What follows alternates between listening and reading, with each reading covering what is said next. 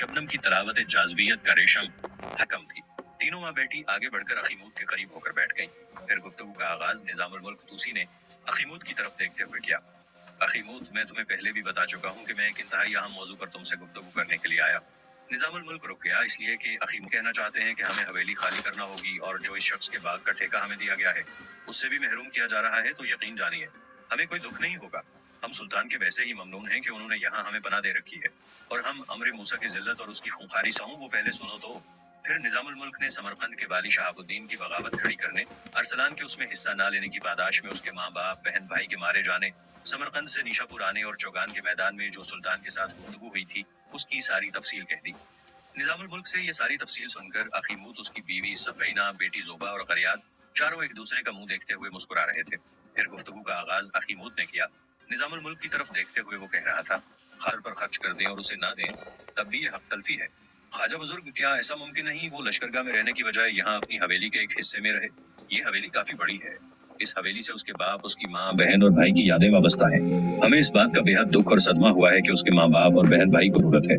इस हवेली से चूंकि उसके खानदान की यादें वाबस्ता हैं, मेरे ख्याल में यहाँ रहते हुए उसे कल्बी सुकून भी मिलेगा। और फिर उसने जो ये कहा है कि बाग की जिस कदर आमदनी हो, इससे पहले हम अपनी गुजर बसर करें, अगर कुछ बच जाए तो उसे दे दें। मेरे ख्याल में भी कह चुका हूँ, हमारे लिए सबसे बड़ी नेमत और सादत यही है कि निशापुर शहर में सुल्तान मलिक शाह ने हमें पनाह दे दी है।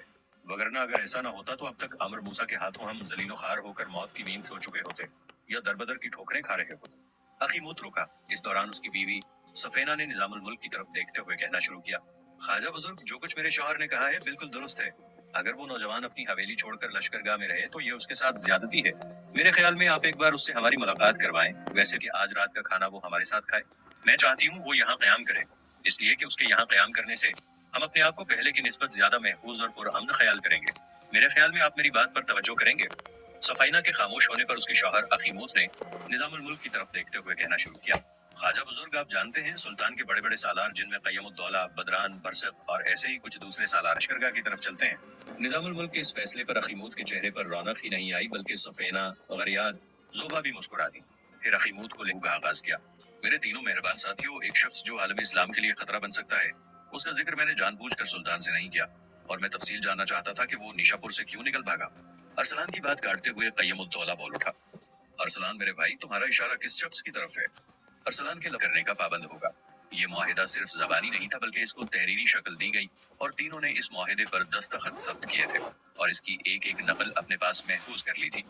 चंद साल बाद निजामुल मुल्क तरक्की करते करते सुल्तान अल्प अरसलान का वजीर बन गया और उसकी वफात के बाद सुल्तान मलिक सल्जूकी का वजीर सल्तनत, बल्कि सुल्जूकी सल्तनत के सियाह सफेद का मालिक